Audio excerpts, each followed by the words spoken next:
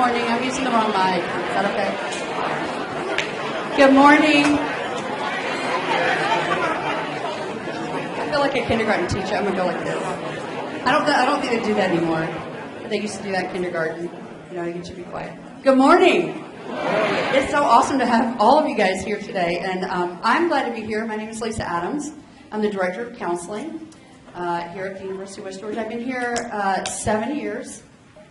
7 years. It's my 7th year. I was trying to do the math real quick, which you should never do in public, by the way. That's just a piece of advice free for you guys. Don't do math in public. Okay. So, I grew up here on the campus of West Georgia College. My dad was on faculty here in the College of Education, so when I came back here 7 years ago, it was moving back home. My daughter goes to the high school where I went to high school, and so it's always kind of weird to be at the University of West Georgia. Sometimes it catches me by surprise, like I can't believe I'm here again. So, but I'm always happy to be here, and I love all of you guys and what you do, and how you make all of us look so good in what we do. So I really appreciate that. So today, we're going to talk about work-life balance. I'm here with my friend Hugh Russell. Say hi, Hugh. Hugh is from ITS, and I don't really know exactly what he does, but it's something in ITS. Something it's called enterprise, something or another, and I don't really know what that is either. So let me guess, like you guys in the back in blue. I really don't know what you do, but I'm glad you're here doing it. Right? So we're going to talk a little bit about work-life balance, and I should be the poster child for how not to do this. So I'll be giving you some good examples of what not to do. It's a learning process, learning how to balance your life. I've always been really career-oriented. I've been to college a lot, and had a couple of different careers. In both careers, I've been like all in, 100%, 110%. Let's do it until I totally burn out in like 3 years. And so you think the second time around I might learn a little better, maybe a little better, but I still have that sort of like 4-year burnout. So we're going to talk a little bit today about it. We're going to talk a little bit about some of the things that I've learned. Hugh's going to talk about some of the things that he's learned. He's got some really cool stuff on productivity that I had never heard before, so I think it's going to be interesting for you. I don't know that we're going to be as fun as the first presentation, but we'll try to be perky and sarcastic.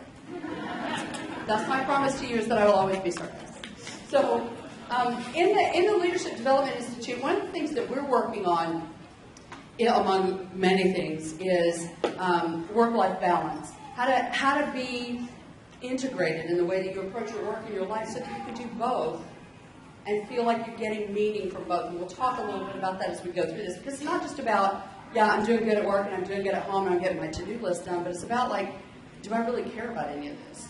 Does it mean something to me to do it? And so that's what I'd like for you guys to be thinking about today as we move through it. And so we wanted to just offer you some ways to think about this and maybe some ways to get started on work-life balance. I know some of you guys, and I know how hard you work here, and I know how many hours you put in at the University of West Georgia. And, a wise person once told me that you can love your job, but your job won't love you back. And I think that's true in a way, but I think if you're doing something you love, it's okay. You can put out a lot more. And so for some of you, finding work-life balance may be finding a different niche, finding something different to do. Maybe going back to school, those kinds of things. So, in terms of what we talk about today, we'll be asking you to talk a little bit to each other. You want to look at what is real for you, because we're not all in the same place in terms of this. So we're going to move through this. We're going to talk a little bit about what does it mean, what does work-life balance mean, and why we're talking about it. We're sort of using the term work-life balance and work-life integration interchangeably. There are people who fight over stuff like that. I don't feel inclined to do that, but if you're real upset about it, you can talk to me later. We're going to let you take a look at, how well am I doing this? Am I really balancing this whole thing okay? And then also ways that you can make small but effective changes so that you can move forward in ways that mean something to you, right? Because I can't tell you what that thing is that you need to do for that. So here's the definition we're working off of, work-life balance. Why does it always line up with that crease in the thing? I don't know, it drives me crazy. Anyway, work-life balance occurs when an individual designs, that's the big part, designs and lives his or her life so that the mix of work and non-work are energizing, they're meaningful, and they bring value to the relationships in your life. Energizing and meaningful, and they bring value to those relationships, your work relationships, and also those outside, your friends and your family and the people that you know at your church and other places and things that you do. So you want to think about kind of that wide variety of things that we do. Did I just say that? So he's going to talk to us about what is work-life balance not. I know it's not perfect. That's the one thing I do know. Let's see what else. Okay, so let's get real first. How many people like me believe that work-life balance is really just a trick by management to get you to do more work? So as a manager, I see a few of my team members raising their hands. So I had a manager when I was in the corporate world, and her goal was each month she was to read a new book on productivity and work-life balance. So what does that mean? End of every month, we would have a new way to save the company, more meetings, no raise, and I would have to work later and later in order to get my work done. The stuff that I had to do that my manager didn't know. So after a couple of months of this, I decided to do my own reading. And I learned a few things. First, it is possible to change the quality of your life and your work-life balance without your manager. It is your responsibility to take care of your life. Second, you can improve your life and still bring value to your manager and to the university. So, first thing, work life is not just a management trick to get more work out of you. It's a way to improve both the quality of your life and your productivity. Other thing I learned is there's no one perfect way to do your work-life balance. When I was cutting grass and fixing houses for a living, the last thing I wanted to do when I got off work was go to the gym. Tired, hot. I wanted to go get a drink. Now that I'm older and I work in the office, if I don't go to the gym, I start feeling miserable. So you have to figure out what works best for you. It's your responsibility. So work-life balance is also not static. It's not, I'm going to work 8 hours here, 8 hours there, sleep 8 hours. There is no equal balance. When I first started working in the corporate world, I loved to work late. I liked what I was doing. I was building a career. I really wanted to find a way to make more money. So I was glad to stay late. I was glad to learn things. And home really was just a place to come home after all the work was done. Now that I have an office job and I have a family, things have changed. So after a few years, I decided, you know what? I've got some kids. I want to spend more time at home. So at first it was enough. I'll be home. I read all the books. I'll be home at 5. I'll have dinner. I'll raise perfect kids. Right? Didn't quite work out quite so well, but still trying to. But then I realized that, wait a minute, that is just an easy cop-out. I'm not really thinking about what work-life balance is. So now what I like to do is I like to create magic moments with my kids. So one of the favorite things I do is I like to schedule a day off, use my PTO days, turn off my phone, go to my kids' school, check them out, surprise them, and spend a day doing nothing but what they want. And I will tell you, Six Flags is much better than doing the work day when nobody's there. It is worth it alone just doing that. So one day of doing that is worth 3 or 4 days of a regular vacation. Does that really energize and really charge my batteries? So I challenge you guys to think about really, what is that one new thing I could do that would really bring energy or meaning to my life based on where you are today? So work-life balance is not a time management thing. We all have 24 hours. I don't care what you do, there's still 24 hours. The trick is that you need to prioritize what you're focusing on. Pick those activities that bring you closer to your goals or your dreams. If you're not moving forward, you're just existing, and that's not good. And you have to make sure you don't let your manager or your company dictate how you experience your life. All right, so how do you know if you're out of balance? These things tend to creep up on you, and first you're going fine, you work a couple of nights, and all of a sudden you're sick, your wife's screaming at you, your kids run away every time you show up because you've been so mean to them. This is just academic things. Doesn't mean it really happens to me. All right, so here are some signs of being out of balance. I'm not going to read the whole list, but it can show up in physical, it can be emotional, it can be personal. How many of you have all of those?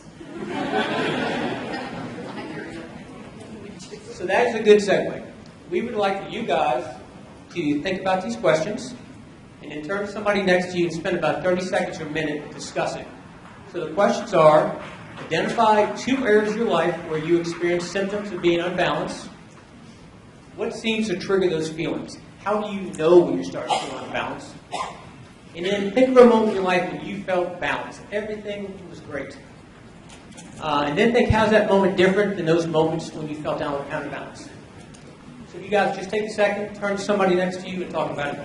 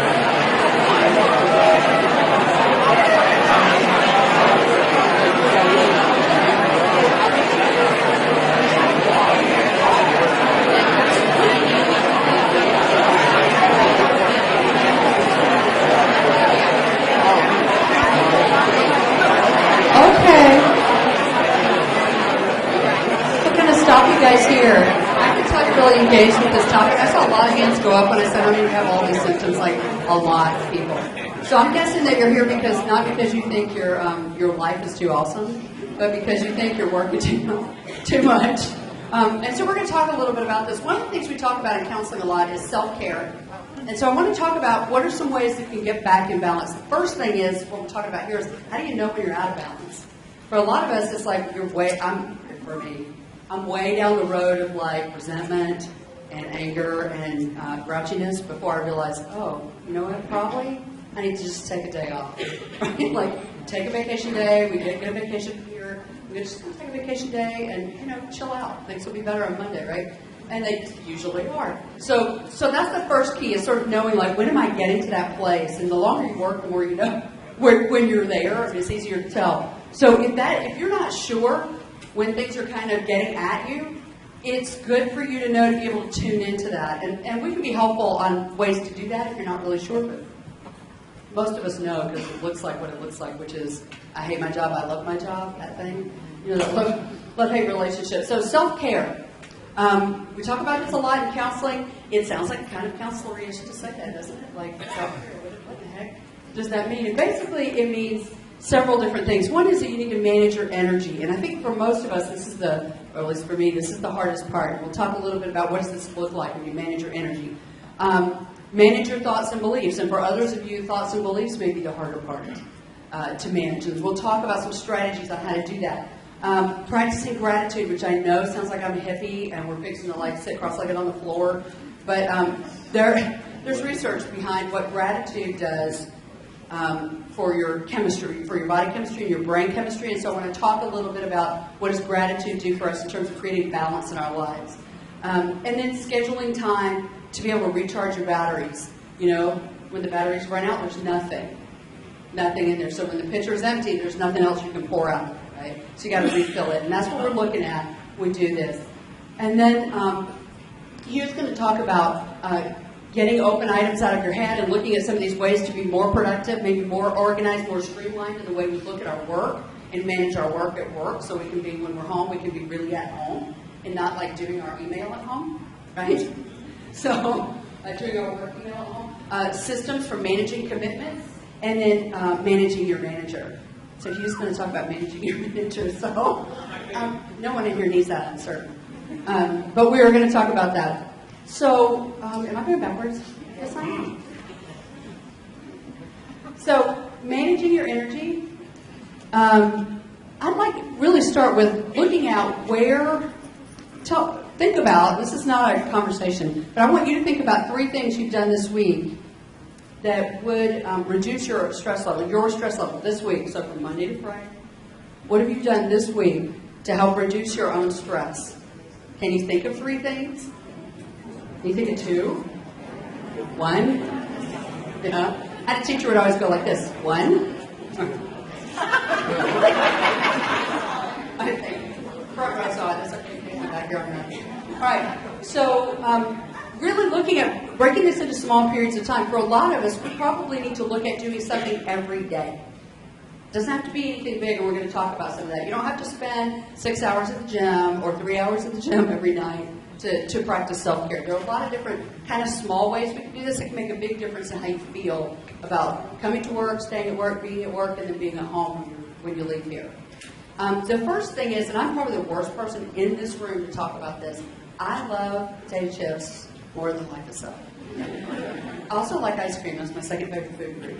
But I feel better when I eat healthy. I've been working really hard on that lately. So really looking at just cutting back. I mean, it's not like we got to be perfect, right? We're cutting back on sugar and caffeine and processed foods, which is potato chips for winter. You know, really eating whole, fresh foods more often than not, especially eating fruits and vegetables. I know I sound like your mother right now, but you feel better when you do that, right? Like we all feel better when we eat better, because it's that fuel in, fuel out thing.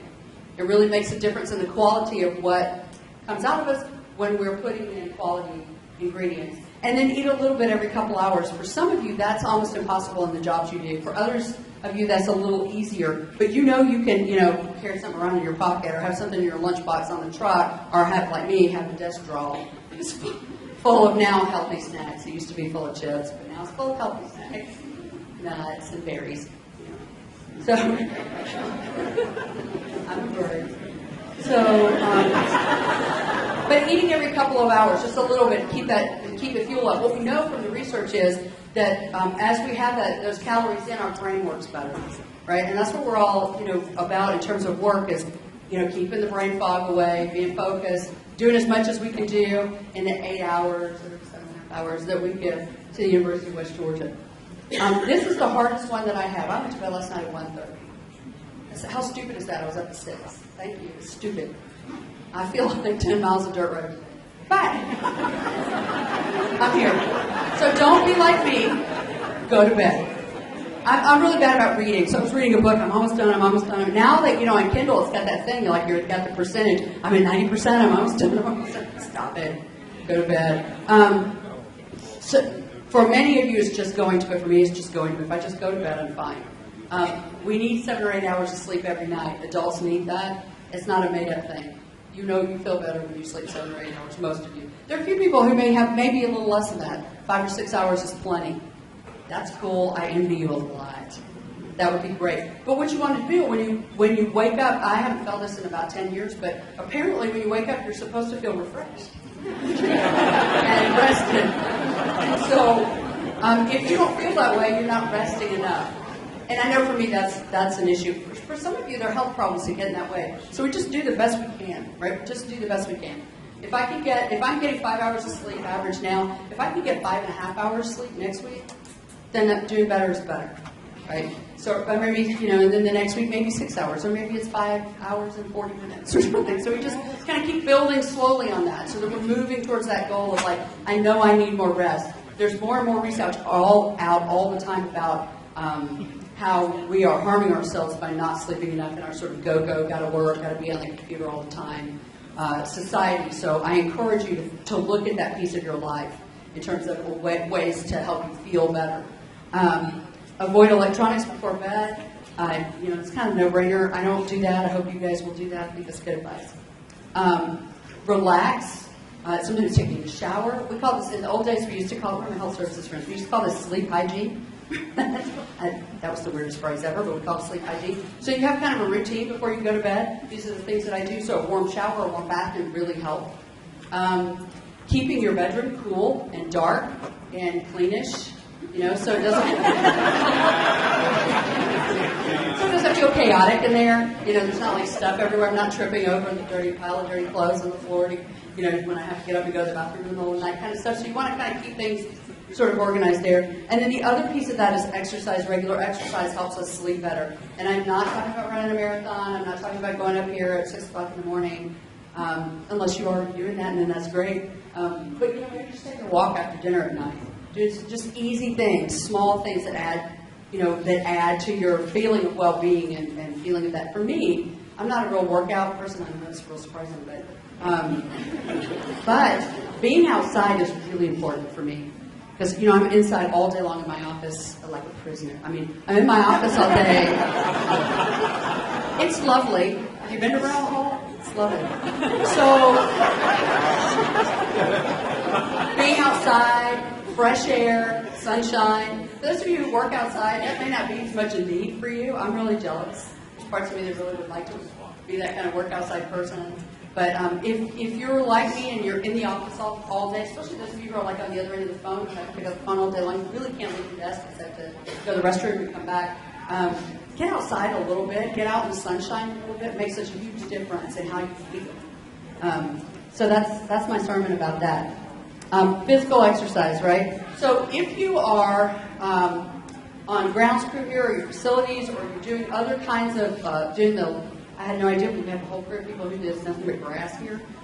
I just learned that recently. It was very cool. So if you're a person who does manual labor here all day long, going to the gym is probably the last thing you want to do. But stretching might be good. Yoga might be good. Something that's relaxing and kind of helps move those muscles out. I'm a big fan of chiropractic. Really like that a lot. Feels good. Helps me feel better. May not be your thing, and that's okay. But I'm a big fan. But those sorts of things can really help when you're doing that manual labor piece all day long. Because what you don't need to do is go home and do more work. You can tell your partner, I said so. Right? You feel like the shoemaker. Most of us, probably, if we're working at desks, really need to do something where we move our bodies through space every day. And that, again, it doesn't mean we're running a marathon, but we're just, walking around the block, taking the dogs out, doing whatever it is we do. For me, sometimes I have this productivity problem. So I'll think, I don't have time to work out, but all the bathrooms in my house are hideously filthy, so I'll clean the bathrooms and that's my workout. Right? I know that's pretty It works for me. Because then I got something done too. You check 2 things off my list. Make time for fun. This is the hardest part. I'm really bad about this. How many of you fritter away your Saturday and Sundays? Like, it's 2 o'clock in the afternoon and I'm still drinking coffee, I'm still in my pajamas, I'm still looking at the iPad. It's beautiful outside. Get your butt out of the chair, go outside. Do something. Go to the football game. It's at 2 o'clock tomorrow. Go Wolves. Right? So activities that you can do with your partner, with your friends. If you and your partner don't have very active activities, one of the things that my husband and I really like to do is just take the dogs out, go out to McIntosh or something, just walk around. So he's way more fit than I am. He rides bikes and runs and does all that stuff, and that's awesome. I'm really proud of him. I'll not be joining him in that, but I think but there are things that we can do together, and I think he probably walks real slow just to keep up, so that I can keep up with him. But I think that time together is fun. But for me, that being outside piece is really great, and just being with him is nice. And sometimes we do a half an hour. It's not like we spend a ton of time with that, but I try to do that a little bit every weekend. It's made a huge difference in how I feel about my life and the time that I have. Because you can spend so much time on the computer on the weekends that it's Monday, and then you're back at your computer at your desk again, and you didn't realize it just was gone. So I encourage you to think about your weekend time a little bit. A lot of us have a lot of commitments on the weekend. Some of them are things we really want to be doing. Some of them may not be. And so it may be time to take a look at some of those things too. I just need a little more free time. A little more time to do what I want to do. A lot of you are really involved in our community, and that's great, but are those things that are adding value to your life? Or are they making you crazy? Right? So I'm really active in my church. It's probably 6 one half dozen the other. I get a lot out of that. It drives me crazy at the same time. So I'm always trying to sort of figure out, like, okay, do I still want to do this? Or I've been on the board a couple of years. That's rough. Like, I'll be ready. I'm glad for that commitment to be over. Just kind of, show up on Wednesday nights and do some, prep in the kitchen and do some stuff like that would be good. So looking at those commitments, too, is part of that work-life balance thing. I think it's good to have commitments outside of work. But you want to look at those. Are they adding value for me? Are they helping me feel more balanced, more meaningful, more value in my life? If I continue to think as I've always thought, I will act as I've always acted. If I continue to act as I've always acted, I will continue to get what I've always gotten. Right? Einstein said you can't solve a problem by the same thinking that started it. Right? So I think that when we look at managing thoughts and beliefs, for some people this is a harder part. And on some issues, probably for all of us, we have places where we're kind of stuck. That's sort of human nature. As we grow, we get kind of stuck in places and get frustrated, and then something happens or we happen and we move out of that place. And so we'll talk a little bit about that. Pay attention to what you say to yourself. A lot of you have a track going in your head all the time, and maybe it's like, awesome, like, great job, you got that done, I got to cross that off my list, but I'm going to guess that many, many of you have more of a negative track in your head. Oh my God, why did we get that done? Why am I so stupid? Why do I keep making the same mistake over and over? And I encourage you to just monitor that. That's the starting place, is just to notice it. Most of us have kind of a mix of things going on there. Really. So you want to be able to just monitor that so you can identify it. Because you want to be able to challenge yourself on some of these things. Why am I so negative about, getting things done by 5 o'clock? What if I don't get things done? Will I still be here tomorrow? I'm still going to be here tomorrow, even if I don't get it all done by 5 o'clock. So just beginning to think about what, monitoring. You guys remember tape players? Cassette tape players. Some of y'all are too young. But cassette tape players, it's like that same, and it would just play, when it gets to the end, it would just play over again. And so we do that in our heads all day long. The tape is going and going. And so I encourage you to think about what's on that tape in my head. And are there things in that are getting in my way? Are there things in that are not adding value? Are they not meaningful, right? And just pay attention to it for a starting place. You just want to pay attention. What am I saying to myself all the time? What's that self-talk going on? And then when you catch yourself in those things, when you identify what they are and you catch yourself in them, it's really actually pretty easy. You just say, stop it. Stop. Some really famous psychologist thought this up. You believe that? It's called thought stopping. There's whole chapters and books about it. But you basically say to yourself, yeah, I don't want to think like that, so I'm going to stop. And you stop, you change gears, and you move on to something else. And I know it's actually way easier said than done, but it's actually in some ways that easy. The harder part is identifying what it is that I want to stop thinking about. So if you're like me and you grew up with one parent who was maybe pretty hard on you, I got that tape going in my head all the time. And so I catch myself doing that. Like, that adds so much misery to your life. And so I'm pretty sure I'm not the only one who has that. So, because some of you are nodding, but the part of that is that once you get to a certain age, it's you now. It's your voice in your head. So you got to begin to take control of that. So recognizing that is the first part. I'll stop here. Beliefs, they keep us stuck. Suffering is a weakness. I don't believe suffering is a weakness. I believe suffering is a teacher. We all suffer as part of the human condition. It's really a hard thing. When you're a counselor, you hear about suffering all day long. And it can be really tough some days. The suffering is part of what we do, and it's what brings to our awareness something that needs to be different. Sometimes the suffering is of our own making, right? Sometimes it isn't. But suffering is suffering, and it's a teacher. So what can I learn from this? What's going to be on the test? I don't know. How am I going to move through this?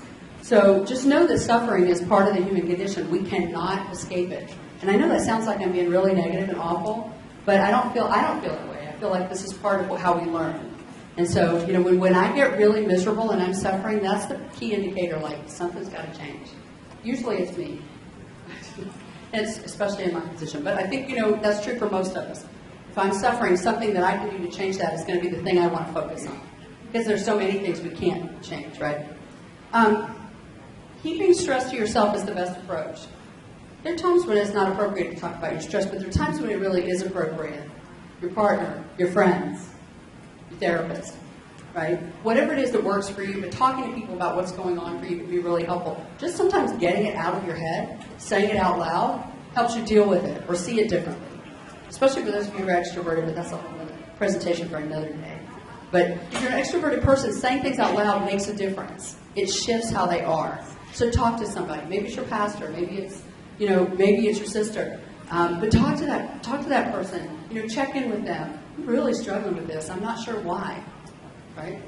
And just put it out there and see what happens. Because a lot of you keep all that kind of stuff inside, and that's a trap. It's a trap. A lot of times we blame ourselves for the situations that we're in.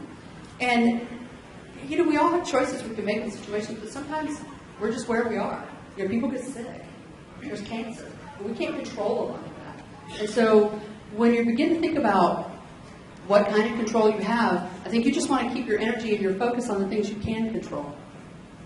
Right? What are the things in this situation I can control? Sometimes it's not a whole lot, but that's still where you want to put all of your focus, if you can, because the things you can't control are going to be the things that will be the most upsetting if you do that. Sometimes we think that I'm going to cut back on some stuff and that's going to restore balance. Sometimes it might. Sometimes it doesn't. So sometimes it's good to take kind of a step back and just take a look at everything and say, okay, so where am I spending my time and what's really bringing value and what isn't?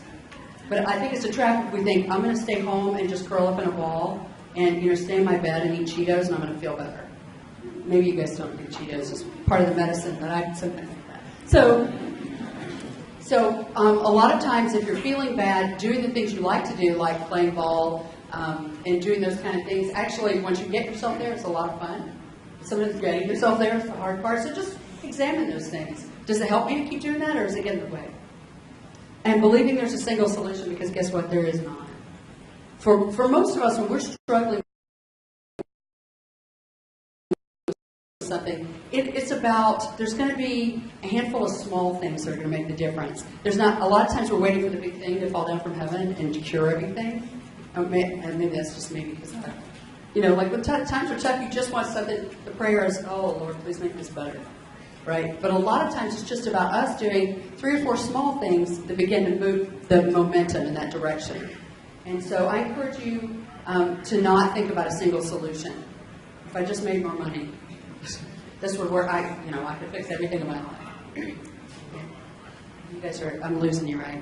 Nobody else has that issue. Right? Expressing gratitude. And I'll move a little more quickly through this. But we know that people when they have gratitude for the things that they do have, for the people in their lives, for the job that they have. I can tell you in 2008 when I came here, no one had jobs, right? Like there were no jobs anywhere. It was bad.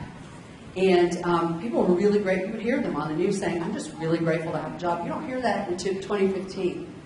But, just be grateful for the job that you have. Maybe it's not where you want to be. Maybe you see yourself, down the road somewhere. Maybe it's not the kind of thing you want to be doing, but that's okay. Being grateful for what you have can change things in your life. And so I encourage you to think about things in that way. It lowers blood pressure. It helps you have less aches and pains. One of the things that one of the bazillions of books on this kind of stuff that I've read says, when you put your feet on the floor in the morning, list off the things that you feel thankful for that day. And they could be small things. Sometimes for me on a really hard day, it's just like I'm thankful for a hot shower. I have arthritis really bad. So really and truly, a hot shower can be like a miracle in my life. It changes everything. So I encourage you to just when you put your feet on the floor in the morning, to just be grateful. A lot of you are probably already doing stuff like that. This is one thing that I think that faith and religion teaches us really well, is to be grateful. And it's a beautiful thing that we do. And it helps us do the things that we want to do. So maybe if the one small change you make is, I'm just going to try to be grateful for 3 things every day and see what happens. Because if we're giving you a ton of things, here, try these 500 things, don't do that. Pick 1 or 2 things that you can do.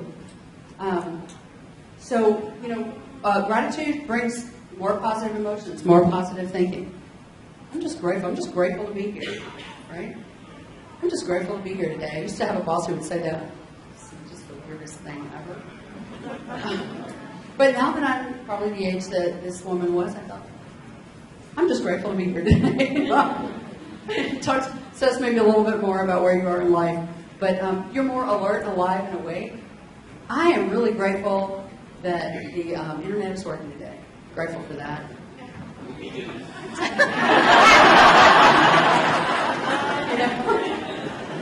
Brings more joy and pleasure. One of the things I love the best about my job is I get to hear people's stories. I get to talk to our students, and particularly now where I am, I get to talk to my staff a lot. That brings me so much joy, even on the most frustrating day. To be able to talk to some of you guys and just hear your story and know what happens in your life, that brings me joy. So your whole job may not be the most joyful thing that ever happened to you, but there may be some things in there. Maybe the people you work with. I don't know, maybe you got a new piece of equipment and it's the best thing ever. So those are the kinds of things you want to look at. More optimism and happiness. When you can come to work and you just feel better about being here, it makes it so much easier to do the parts of your job that maybe aren't the most fun parts, which are, my world is the budget. So, a lot of times being grateful and expressing that helps you connect better with people. And that is a joyful thing. And you feel less lonely and isolated. This is the part where I get to say something really cool. How many of you have more than 20 vacation days stored up? Take your vacation days, cut it out. Don't do that. It's wrong. I don't care what your boss says. You need to take time off. We have decent vacation here, right? I'm grateful. I'm grateful for vacation and sick leave. I don't know about you guys. Yeah? Okay. So take time off. If you can't take time off, take half a day. Right? I'm going to leave early on Friday. Come in late on Monday. Maybe do nothing. Maybe I'm just going to go home, but I'm going to do that, right? Take time off during the day. Take breaks. Remember when people smoked? This is a bad thing. This is a bad example. But when people smoked, they would go outside and chit-chat for 10 minutes to take a smoke cigarette, right? Now, I'm not suggesting that you smoke at all, because, we're not supposed to do that here. But you can still take a 10-minute, it's legal. You can still take your break. Take 15 minutes, a couple times a day. Go outside. Do whatever it is that makes you feel better. Maybe it's just reading your book. Maybe it's just talking to your friend in the office next door, whatever it is. But take some time during the day to not think about work for 10 minutes or 15 minutes. We know, the research shows us that your brain can reset in that time. So when you come back to the problem on your screen or the problem out in the field, you can say, okay, let me take a second crack at this and see what's going on. This was a great one. And Hugh, I never thought about this before. We've had a particularly stressful day. Stop on the way home. Between my house and here is that really cool park on Case Mill Road that has the water and stuff. And I see people really enjoying it. I thought, gosh, I should do that. I could do that. Stop for 10 minutes, walk along the creek, and then, get my car and go home and do the rest of my day. Because many of you, like me, are parents and grandparents and have people that you take care of. And so it's not like when you leave work, you're not working. So, because you got to go home and do laundry and make dinner and mow the grass and do all the things that we do. So, maybe just taking 10 or 15 minutes on the way home is not a bad thing. And I don't mean going to the grocery store. That doesn't count. I mean, unless you're really into that, which some people are. So take some time. If you can't take all, 6 weeks of your vacation at one time, take it. Because look, here's the thing. None of us are guaranteed we're going to make it all the way to retirement. Okay? So take your time. Take it now where it makes a difference in your life. Because there's no reward. And they don't let you keep more than a year anyway. Right? So if you didn't know that, you just found that out. But when you retire and you've got more than a year of vacation, you still only get the 1 year. Is that right? I look at my HR people. Oh, she's asleep. She was thinking about work-life balance. So he's going to talk to us about productivity.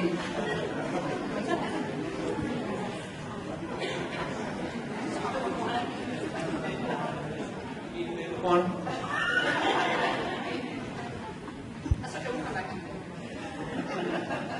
So how many people feel this is when management sticks their head in again and starts trying to get more work out?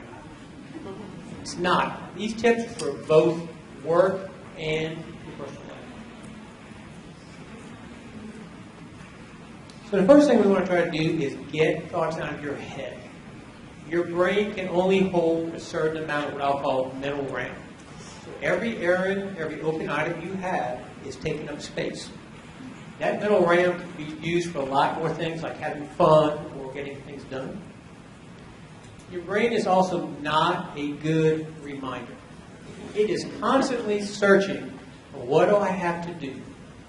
If you're like me, I get these reminders 10 minutes before I go to sleep. Oh my God, I've got to do this. I can't do it. Oh, I didn't do this. Oh, I can't do it. So I stress and I don't sleep. And every time your body reminds you of something, whether it's subconsciously or consciously, if you don't do something about it, your body responds by getting stressed. It wants to get your attention. If you can get these commitments and open items out of your head, you'll start feeling better right away.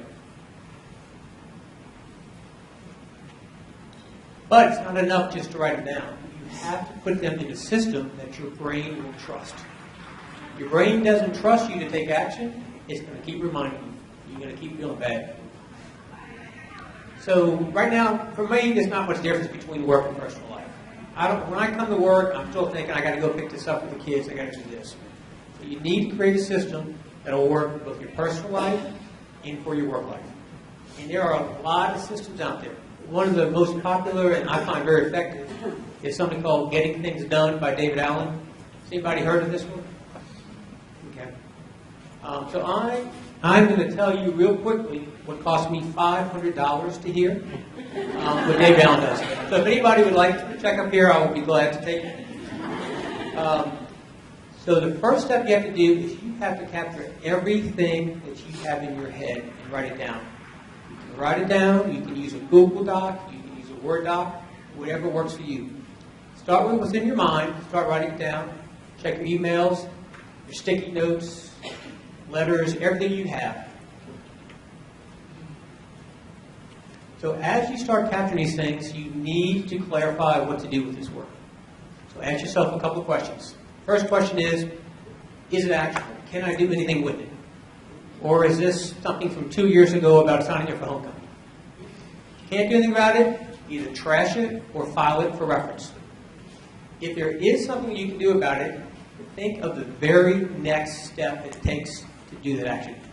Don't spend 20 minutes making a big plan. What is the very next step you can do?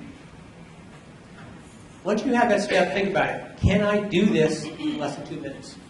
If you can, just go ahead and do it. This one step has made me much, much, much more productive. If you can't do it in 2 minutes, you put it on a list or you delegate it. So when you put something in a list, you want to organize it so it's most useful for you. So you want to put it in a list based on context. For example, you want to have a list or a subsection of a list for something called, say, calls. And you list all of your phone calls underneath that. That way, when I make a phone call, I can just go down and knock out all of my calls. Or you can have something that says errands. So when I'm out of my car running errands, I just knock them all out of the way.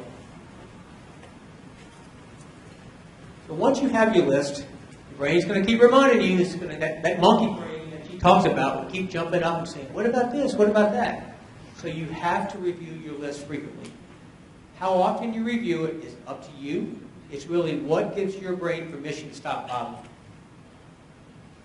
And then once a week, David Allen suggests you do a real thorough weekly review. Just sit down and say, what's all the things I have, get them out of your mind and get them on the list. Once you have your list, then you have to engage with the list. You simply have to do it. A lot of times we come with all these great plans, all these new books to read, all these new things to do, and we don't take action. Everything starts with a simple action. Key point here is you have to manage the work and don't let the work manage you. All right, this is my favorite one. And I really wanted to put manage your manager and your significant other. But I was really worried my wife would see this slide, so I chickened out. And these tips are really simple, and you're going to hear them say, wait a minute, that's common sense. But they pack a very big bag. First thing is, you have to support yourself. Support your boundaries in a way that's constructive.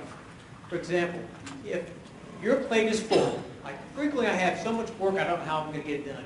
And my manager will come and say, here's one more thing to do. All right, so there's a couple things you can respond.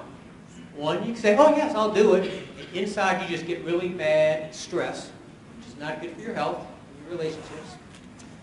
Or you could say, no, I'm not going to do it. It's not good for your relationship with your manager, it costs you your job, and it still creates more stress.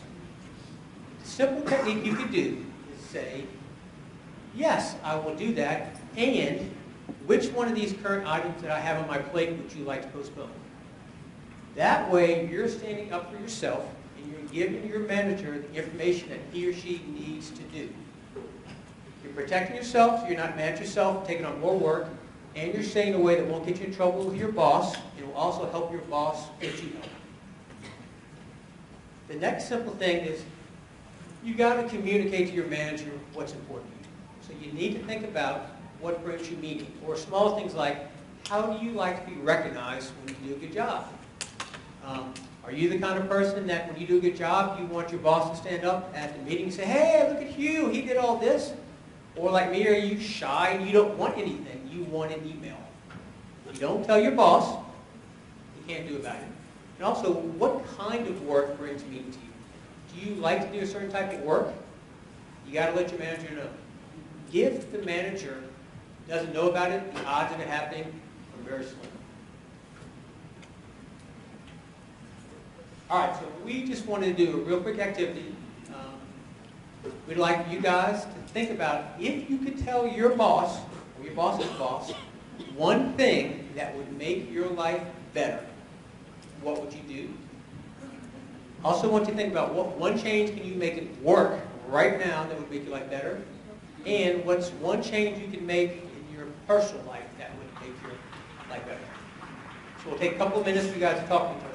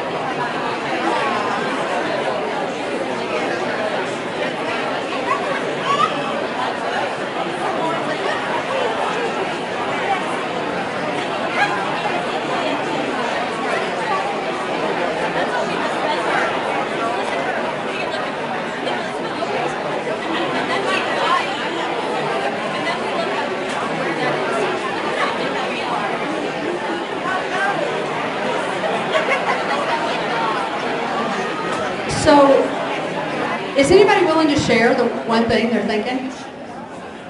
No? Yeah, go ahead.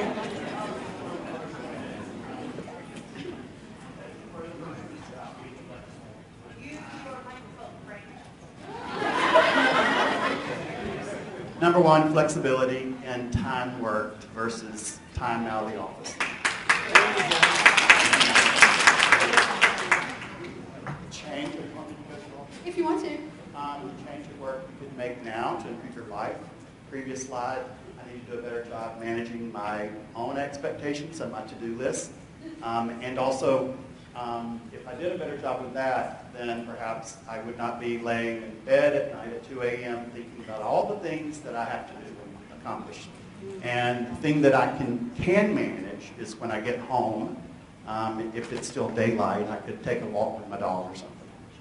Good. Good job. Anybody else? That thing at 2 o'clock in the morning, one thing that's worked really well for me with that is I have a pad and a pen by my bed.